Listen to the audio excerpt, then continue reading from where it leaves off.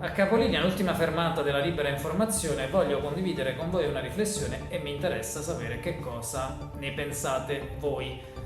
Premessa: nella vicenda che riguarda la tragedia enorme in Medio Oriente, io penso che ci siano gli oppressori, che è il regime sionista, e gli oppressi, che è il popolo palestinese.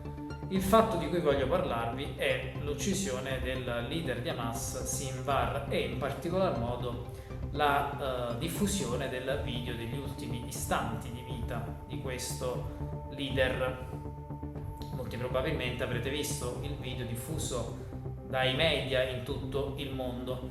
Per chi non l'avesse visto, lo riassumo io brevemente. Si vede Sinwar tra le macerie, ripreso da questo drone, tra le macerie di un palazzo, visibilmente affaticato, accasciato su una sedia, con una postura particolarmente sofferente. Probabilmente Sinwar era già ferito quando quel drone lo riprende, e a un certo punto quest'uomo prende da terra un bastone e lo scaglia contro il drone.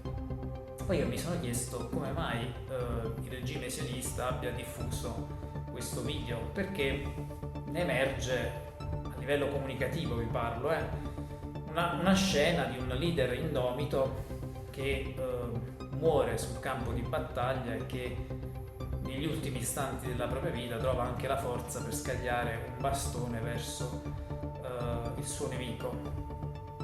E mi sono chiesto davvero, mi sono interrogato come mai, perché diffondere questo video che potrebbe fomentare, incentivare la resistenza del popolo palestinese e di tutti coloro che appoggiano Hamas.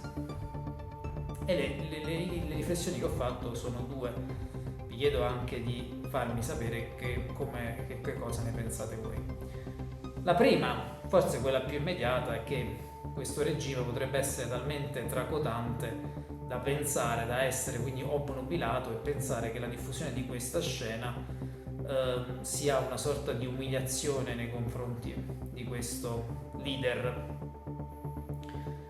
e che quindi la diffusione di questa scena mostra lo strapotere del regime sionista sul vinto, che in quel momento è il leader di Hamas. Una seconda riflessione che ho fatto, forse è più sottile, ma ve la voglio comunque sottoporre, e vi prego di seguirmi, con la premessa che vi ho fatto, che io sono convinto che ci siano gli oppressi e gli oppressori, gli oppressi il popolo palestinese, gli oppressori il regime sionista. E secondo me chi non riconosce questo, a mio avviso, non è in buona fede. Però perché diffondere questo video? Mi sono interrogato e mi sto tuttora interrogando.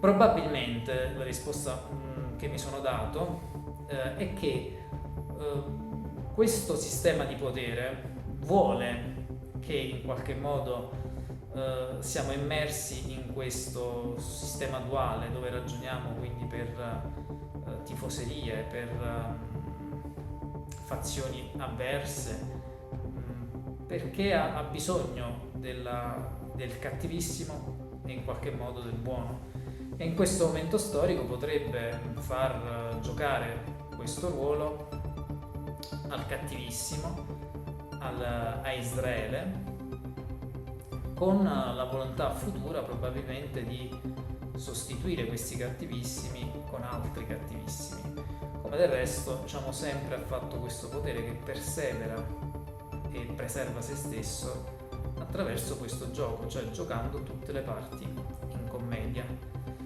e per fare questo ha bisogno che ci sia un gioco dei buoni e dei cattivi, per fare in modo che quei cattivissimi vengano poi sostituiti da altri cattivi che però sono sempre gli stessi. In effetti si potrebbe ragionare che nella seconda guerra mondiale è accaduto questo: i cattivissimi era Hitler, il regime nazista, che a un certo punto è stato sostituito però dagli stessi che avevano appoggiato quel regime nazista. E quindi questo sistema, questo gioco funziona se viene presentato nel modo duale tra buoni e cattivi, ed ecco quindi il motivo per cui forse c'è stata diffusa questa scena di un resistente indomito che negli ultimi momenti della sua vita scaglia un bastone contro il regime che lo opprime. Questa è la riflessione che vi lascio. Chiaramente non ho verità, sono uno come voi che la cerca, in costante ricerca della verità.